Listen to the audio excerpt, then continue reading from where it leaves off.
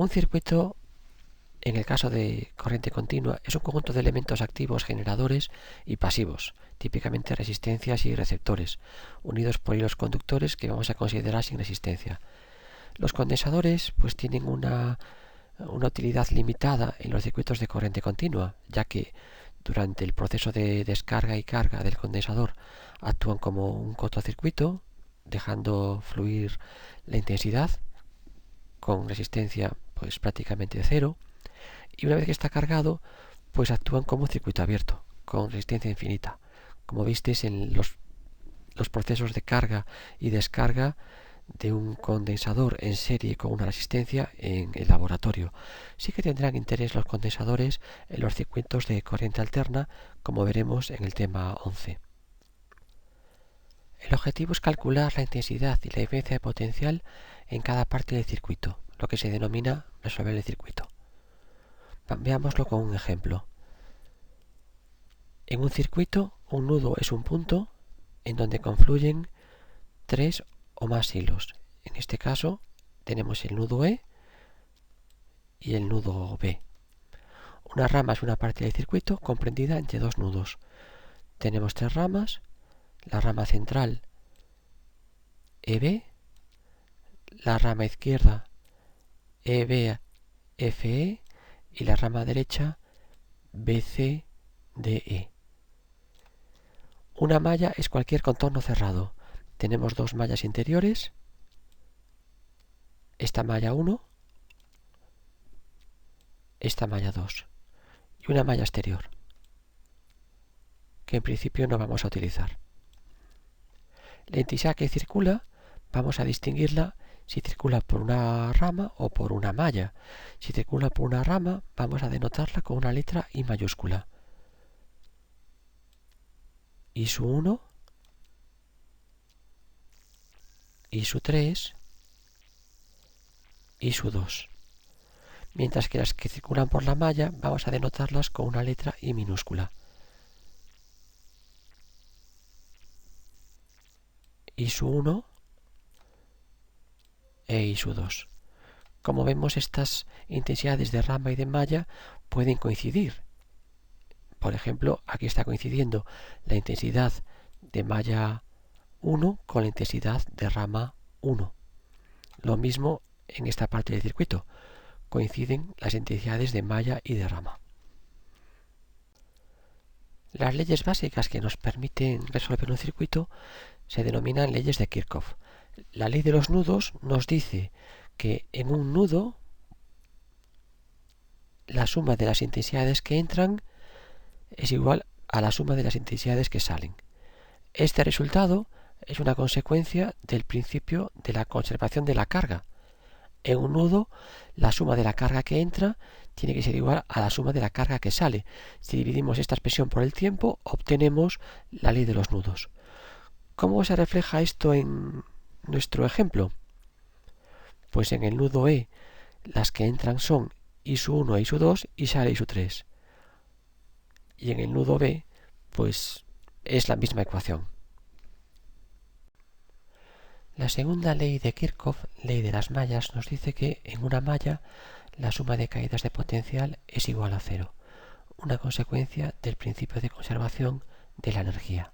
O bien, en una malla la suma de las fuerzas electromotrices es igual a la suma de las caídas de tensión en las resistencias, donde una fuerza electromotriz se considera positiva si el sentido de la corriente en el generador coincide con el sentido de la corriente en la malla.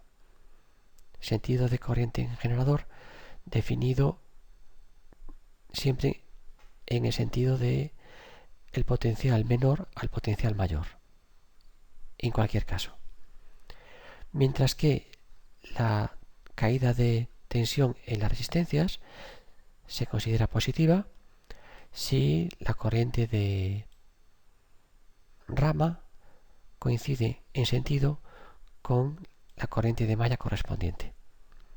Veamos ambas formulaciones para la malla 1.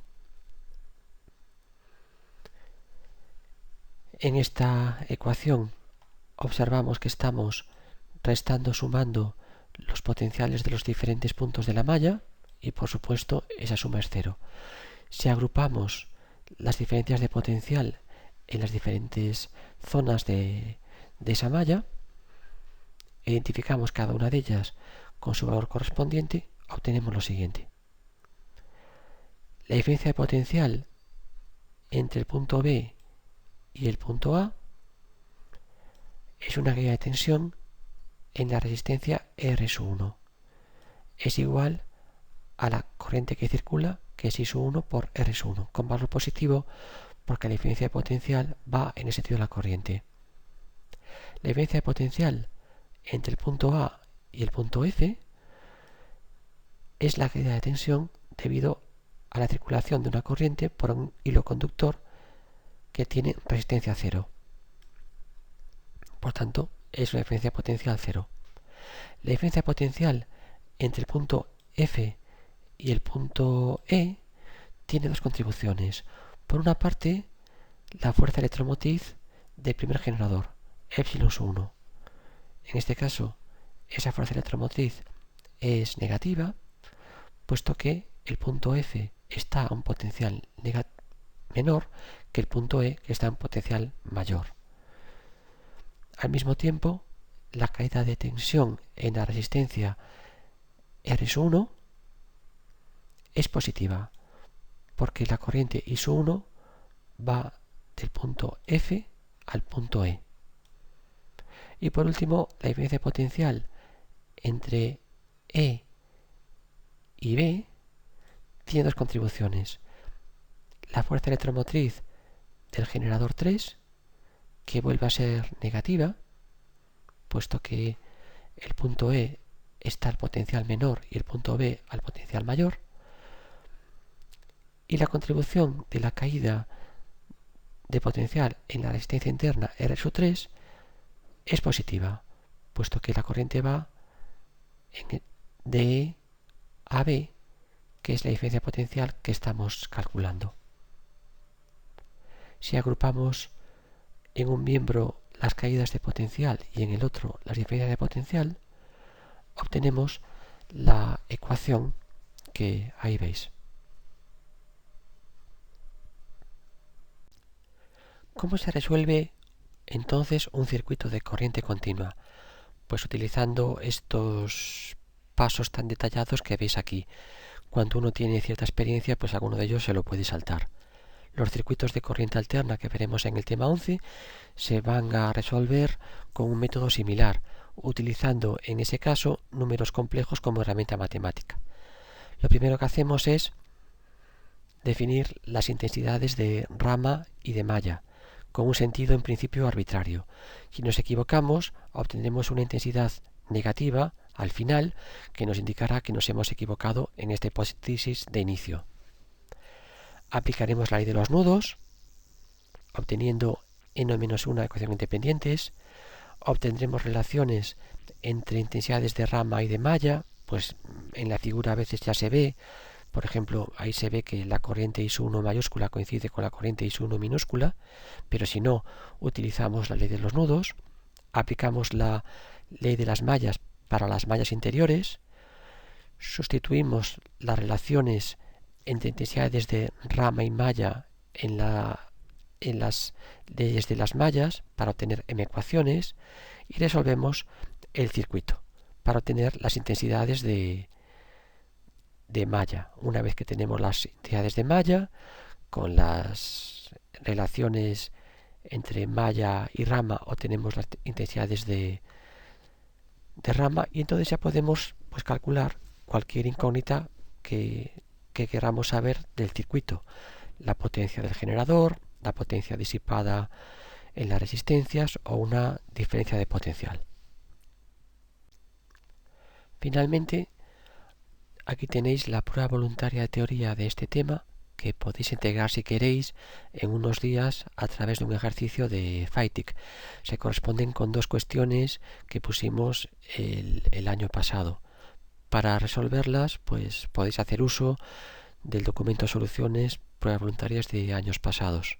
Os recomiendo también que juguéis un poco con las simulaciones en línea relacionadas con los circuitos de corriente continua, en particular con las que podéis encontrar en este enlace de la Universidad de Colorado.